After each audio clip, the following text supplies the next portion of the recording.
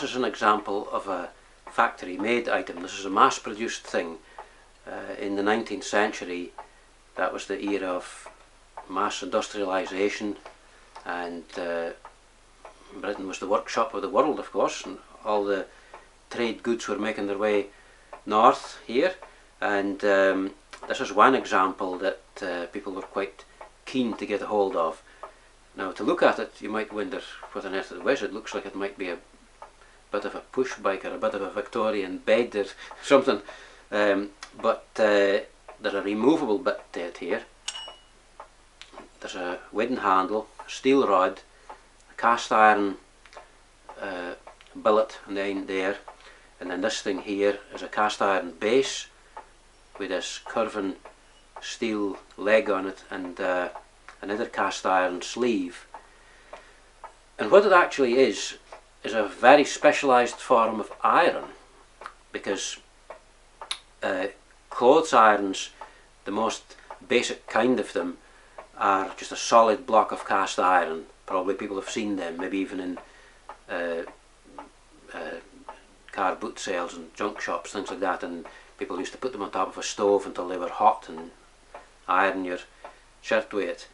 But this kind of an iron is a variant on the slightly less familiar box iron, and that kind of iron was one where the cast iron piece that you ironed the garment with wasn't the thing that you hotted up. There was a block of cast iron that you put in the fire and put into the iron to heat it up, and that's how this thing works. What you do is you get your iron billet here and you stick it in the fire there, so right there where you see the red embers glowing, that would be the ideal place to put it, in there. And when it's nice and hot, really hot, then you put it in there. And what then happens is that this heats up, but it's no burning hot like this is, and it's no filthy dirty like this is. It's clean and it's hot. And what you do is this thing will be sitting on a chair or a chest or a table, if your house has a table, and it's for doing the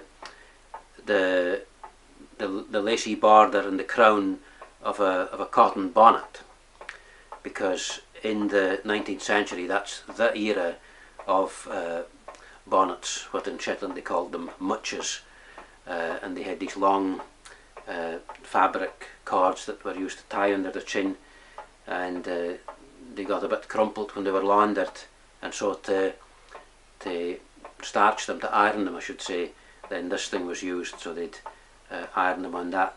And you could have two of these on the go at one time, of course, so you could have one of them in the fire and I had the second one on the go in here, so you could be ironing away, and if this thing is cooling down, you just take this one out, bung it in the fire, take out the other one, whack it into the sleeve here and keep going.